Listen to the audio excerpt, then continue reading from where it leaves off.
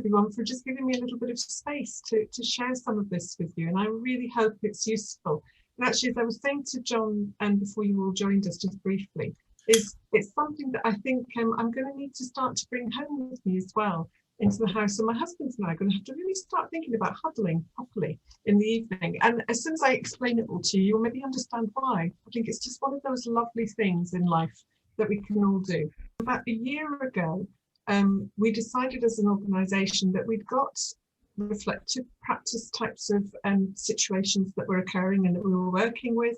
We were supporting each other. It's always been a great place of support. And I think that's one of the things behind hospices, and the meaning of what hospice is, that haven, that safe place, is not just for people coming in that need the service, but also for people providing it, because you need to be authentic to provide that service for anything we do. So to do that way, you have to really care for yourself first and foremost. So when we did all the things that organisations do, we did a bit of research. We had a look to see what other people were doing and benchmark those sorts of things. And we were doing bits and pieces of really excellent stuff in different departments, but it wasn't really at that point all joined up. The hospice is actually only 30 odd years old, so it's quite a new organisation in that way. So we wanted to just pull together a bit more. So we pulled that together, we did it, and we decided we could have all these wonderful things. We could have reflective practice, we could have Gibbs cycle, we could have all sorts of supervisions and things like that. But we thought, well, across the whole organisation, on a day-to-day basis, we possibly needed something of a lighter touch and more accessible, but something that could be there for everybody. So we were thinking about the people that work in the gardens, the people who provide the catering to us and the kitchen, the people that are housekeeping staff, the people that are the doctors that are rushing around, maybe don't have a lot of time, the people that are the therapists that are very busy and sometimes don't have a lot of time. And we thought we need also to find a way of doing things quickly with a lot of time. The other thing that happened around that time is I watched a television programme, and it was a debrief session in the back of an ambulance, and one of these ones where they show you all sorts of different emergency situations going on and the response to it. And it always, you come away feeling full in your heart of what people are able to do and capable of doing. And I saw a 2-minute debrief. And when I saw that, a doctor provide that to 2 paramedics in a situation that they hadn't experienced before, if he didn't do that very fast debrief with them, that the potential was that that trauma would land and sit in their minds, and it would come back, and it would actually come back and come back and come back and build with other little traumas in that way and keep going, and then potentially cause them problems and ill health themselves. So that kept going round and round in my mind. So as we were doing the policy and I was thinking of day to day, it made me realise that there's nothing too short in time that will actually help our minds and help our bodies and souls just to actually stay and be whole. So the Huddle has come out of that background. It's also come out of the background of my training in my backgrounds in social work and community development before that, and then more recently in counselling and relationship therapy. So all that lovely richness had to come to something and had to develop something. So the Huddle's what we brought out is from those different things, and it does seem to work. Then came along COVID. So we had our policy, we had Huddle in there first, we had reflective practice supervision and all these amazing things. We wanted to pick and mix for people to choose that would be helpful to them. But what we realised quite quickly when we came into Huddles is people were in a place of shock with the very fast change that was going on. People were feeling very disconnected because the norm of what we've been used to between, walking down a corridor, that touch on the shoulder when you could see somebody was having a tough time with your colleague, all of those sorts of things were just sort of gone. The rug was totally pulled under. So we thought we needed to find a way of moving through. So the Huddle then started up as something that we would do. We had other things going on at the time, wobble rooms and other things, but basically it was about people coming together and actually just reconnecting and staying connected. So I'm going now to talk you through how to huddle so that you can actually see what it is. It's not problem solving, it's not a quick fix to anything, it's not meant to go deeply into all sorts of psychological problems. It's there for a way for us to connect with each other through the day, to listen and hear each other and actually move through. So John, we can probably, if that's okay, gosh, you're really good at this. So that is huddles, what we're going to be talking about. So the next slide, I think we can whiz through quite quickly. So we're just going to talk about the concept, which I have done already a little bit, and how they can be rolled out and benefit to us all. So we as an organisation, we have 350 staff, and we have more volunteers than I care to actually remember. I'm not very good with statistics. That's not one of my fortes. But we have so many volunteers, so we need something, and we rolled this out, and we have now rolled it out right across the whole organisation. So everybody that's actually working at the moment is huddling as well. So what is it? What is a huddle? So what we do in a huddle is we put together the events of the day and talk about them with the support of colleagues. It's a way we reflect, and how we reflect on the events and check in with ourselves is we have one person in that huddle who will facilitate and actually be almost like the chair in there and go around and speak to others and say, how was your day? What's been happening for you? How's it been going? Just talk through your day. So they'll introduce people one by one to talk through their day and go through that. It's lovely because the other people are asked to just listen, not to do anything else but listen, not to interrupt, not to be there, but just to see what's happening for that person go through. Facilitator takes a turn as well. So they're not somebody standing separate from the group, they're a part of the group. The other thing about huddles is what we always do as well is make sure the space is just nice and confidential and safe. We had a lovely time where we had some van drivers who'd come back from furlough for some of our retail places. They go out and collect lots of lovely donations from people. And they started off with their huddles daily. One of the managers walked through the room that they happened to be in when they were huddling, and they did ask them very clearly to please leave.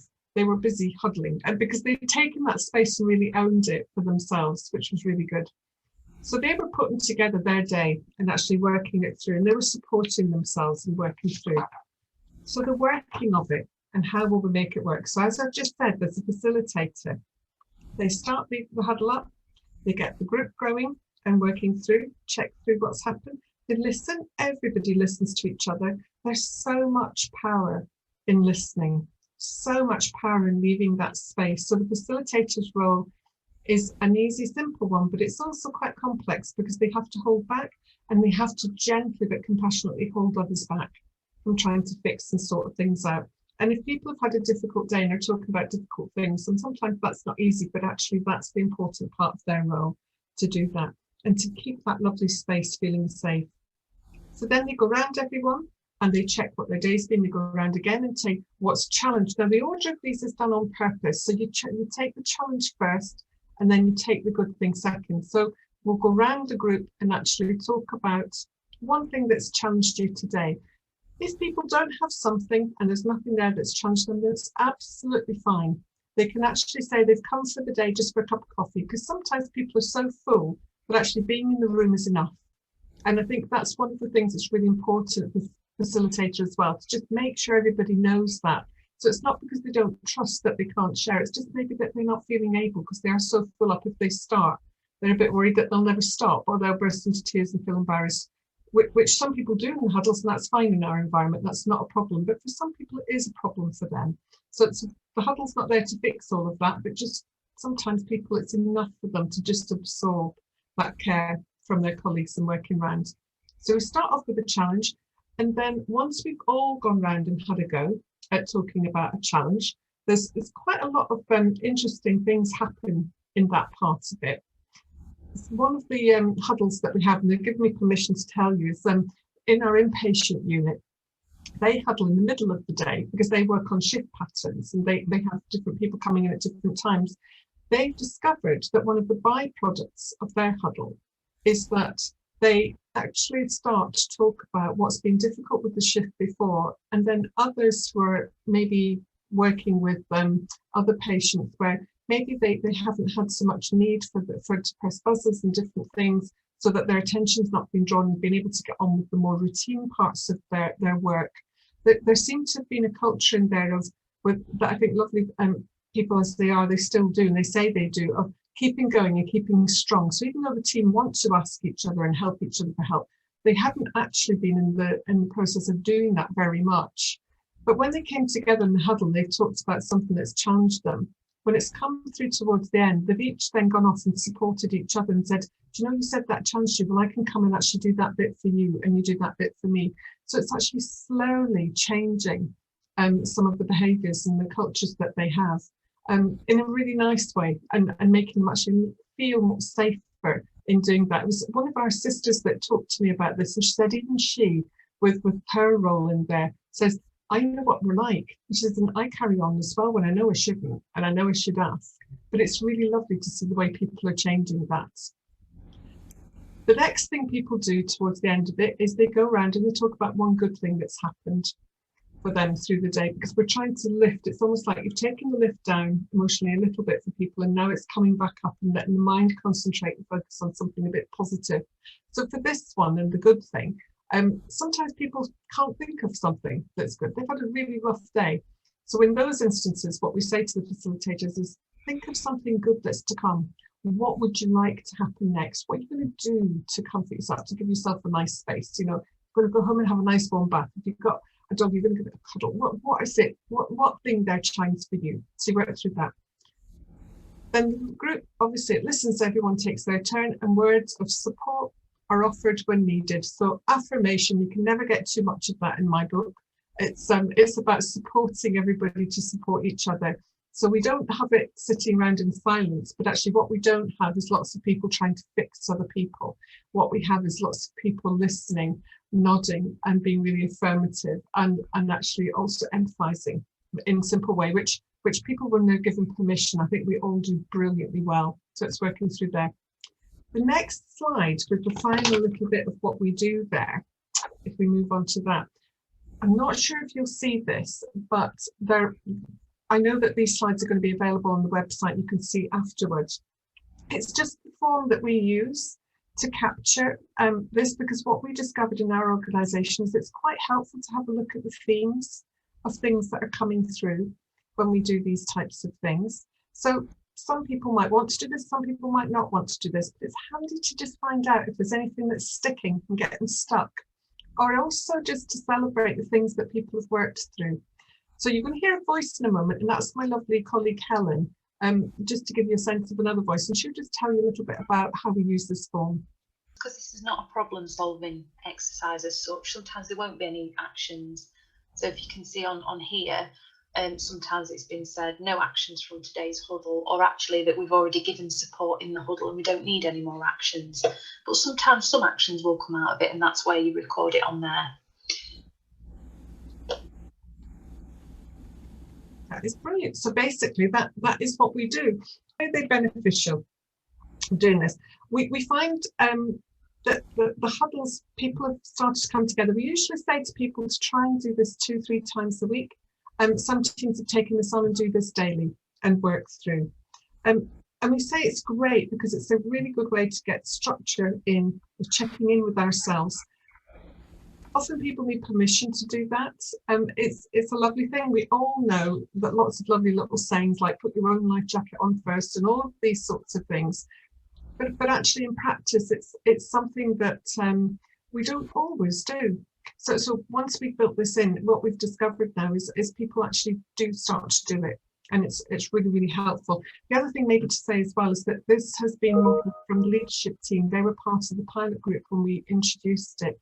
And the chair of the board, I discovered the other day when I was speaking with them about something else, has talked about it to all the other organisations that he knows, and they're all starting to huddle, which is lovely.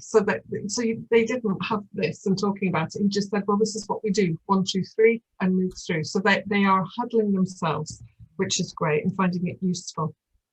So yeah, it provides a way of recognising and expressing ourselves emotionally. Again, it's something that some people are very good at, but it's not something that, you know, as a society, we're always very good at. It helps to create a supportive environment rather than an environment of, if you like, of gentle correction, which is, you know, I know for my own self, I can quite easily slip into correction mode. the solution. So it's actually really helpful for me to be in that place where it's just lovely and supportive. I always come away feeling better. You would think I'd learned by now. And then the function of healthy function, it really does make a difference. We really have seen that and spotted that. Our retail teams went off on furlough for the most of the summer. When they came back in, myself and a colleague facilitated huddles for them to come back into to start off. So we did the first one and then off they went, which is where the lovely drivers went from. And they did that. They had to go back again on furlough for a few weeks, just coming back in this week. And when they went off the last time, their heads of departments came back to us and said, well, do you know, they've been huddling themselves, but what would be really nice before they go off is if you would come back and do another huddle with them before they go. And it was lovely because they were able to talk really freely and openly in that space about how it was for them and what they've done. Did you know that in Derbyshire, North Derbyshire, most of our retail shops have got all their Christmas windows done up at the beginning of November? These managers were forward planning, but they were able to share that and actually work through, and they discovered through the different shops that they'd all done a very similar thing and actually working through. So they're coming back in this week and they'll be starting off again doing that. So it's another lovely way of, just because you've got that structure in, it helps you to really take those moments and work them through. And that does help us stay healthy. Now, Helen, I think, is going to come back in again and talk to us a little bit about the energy checker, which some might have seen before. So you may or may not have seen this model before. It's the energy check model, and it's a really good way of looking at how our emotions can sometimes be a sign of where we're at. And part of the Huddle process is being able to articulate how we're feeling and maybe looking at why we're feeling like that. So this is something to really have a good look at and see if it's helpful for you. It's not a formal part of the Huddle process that we're doing at Ashgate, but it can sometimes be a really useful tool to get us all to recognise where we're at and how we're feeling. With Lauren Shaw's work, if we just stay there for a moment, some of you may be very well versed in this, but actually where we want to be is we want to be in the place where we're in the recovery zone and the performance zone. We really don't want to be too much in the survival zone, and we certainly don't want to be in the burnout zone. So the burnout zone is the place where if people are feeling exhausted, sad, depressed, if that's the majority of time, then that's an indication that help is needed and support and professional help is needed. When people are in the survival zone and finding themselves, or if you have colleagues that finding themselves, or family members, whoever they might be, that find that they are in that place where they're really quite prickly and you know, find that coming up either towards themselves or to others. Sometimes people are very silent and it's actually internal what's happening. Sometimes it's out for others. So people are in that place and that's happening a lot, not just fleetingly as a reaction to something that's happened, but actually that's the way that it seems to be. That's a really big indicator that something needs to change, and they need to get yourself into that recovery zone, a place where things can be carefree, where it can be calm, peaceful, mellow, relaxed, all of those sorts of things. And for every one of us, that will look different. And what I always invite people, it's not part of Huddle, but what I would always say for those things is actually just think for yourself what that means to you. For some, it might be surrounded by really loud music and lots of activity. But for others, it might be really peaceful, sort of walking outside in a park. It could be totally different things. Enough immersion in there actually fuels us to go into that high energy performance zone. And if we go into that high energy performance zone, we mustn't expect, just like a rocket goes up, we've fueled ourselves, we can go up. We can either go a long, gentle path if we're using less energy, or we can just go whooshed up by the rocket if that's what's needed for the things. But if we're in there, we need to get out of there at some point and come back into that recovery zone before we expect ourselves to go back up into high energy. So it's just an aside that intrigues me, that I always love to share. So apologies and thanks for taking that with me. So that really is coming towards things that people have asked us. These are things that people say. So people often think, well, will I have time to do this? And we say it doesn't take long. It really doesn't take long. We're going to have in a moment about 15 to 20 minutes to have some huddles ourselves and be invited to share whatever we want through our day, and one person in the huddle to take on that role of facilitating, just to have a go and see what it's like.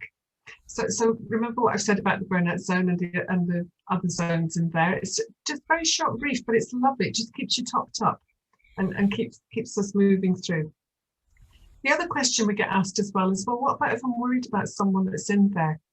So if that is the case, wherever environment it is, if you decide to try and have a go with huddles, it's always good to just catch up with the person and just actually say, do you know what, I'm worried. How are you? Are you okay? It's a good starting point.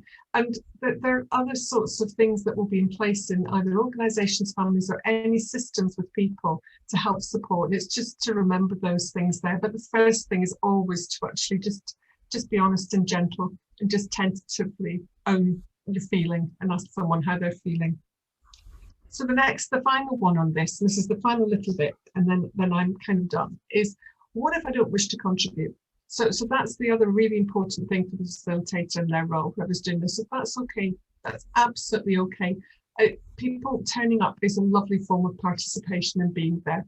And sometimes people just need to be and to be around with others and working through. So that's absolutely fine, and that's not a problem. So that is the art of huddling and coming together.